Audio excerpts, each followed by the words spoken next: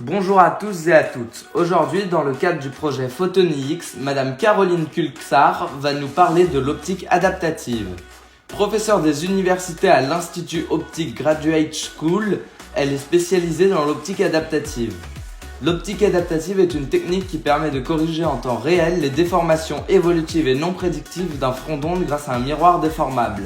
Elle utilise un principe similaire à l'optique active. Je vais laisser Madame Kulczar vous expliquer en détail. Pourquoi est-ce que les étoiles scintillent? L'atmosphère. Donc j'ai une étoile. Le flux lumineux, il arrive de l'infini.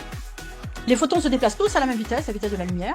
Et donc en fait, le front d'onde, ce qu'on appelle le front d'onde, c'est-à-dire le front de déplacement, il est plan. On arrive au niveau de l'atmosphère, ici, le front d'onde, il est plan.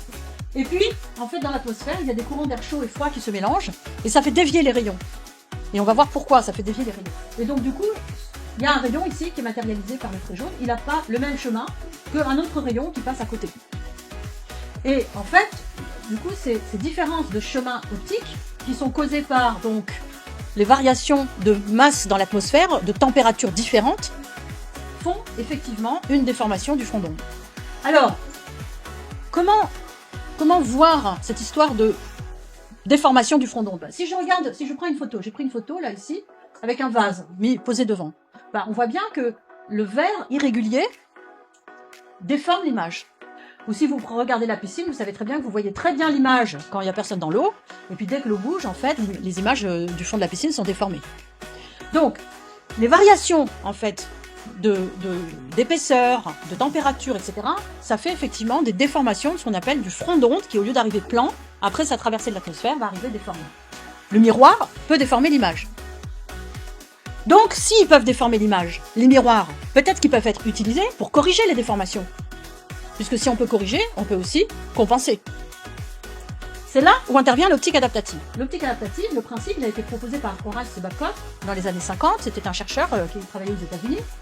Et le principe est le suivant. On a un objet qui est situé à l'infini. Les photons, ils arrivent. Le front d'onde, il est plan. Le front d'onde est là. Et puis, il traverse en fait l'atmosphère. Le front d'onde est déformé. Il rentre dans le télescope. Et puis, dans le télescope, on insère sur le chemin optique un miroir dont la surface peut se déformer rapidement.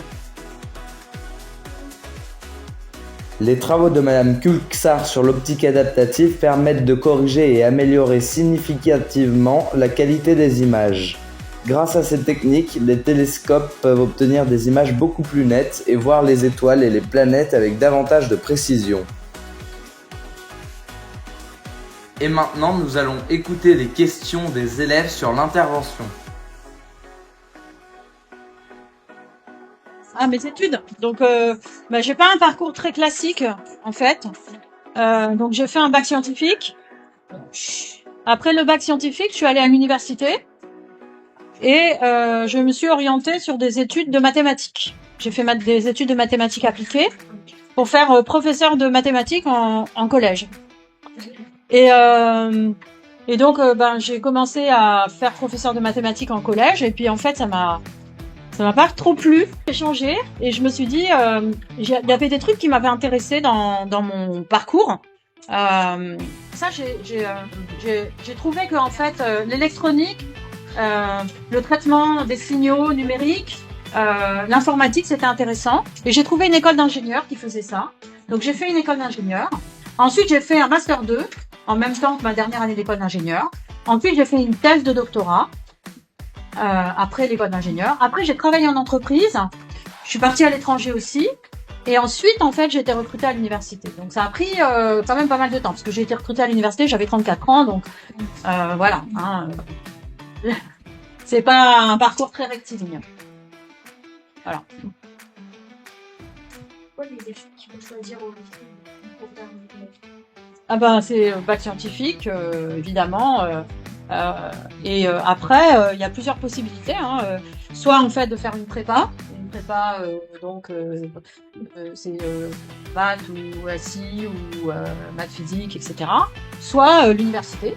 L'université, il y a de très très bonnes formations aussi à la fac. En maths ou maths physique. Oui, il y a une question derrière, oui. C'est quoi les matières pour faire le métier? les matières importantes, tu veux dire. Les matières importantes, le français, parce qu'il faut bien savoir s'exprimer, l'anglais, parce qu'on est dans des contextes internationaux.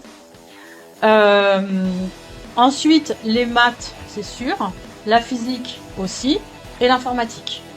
C'est vraiment un mélange. Moi, j'utilise beaucoup maths, info et physique, maths, physique, info, parce qu'il y a beaucoup aussi de choses de simulation, de codage, etc.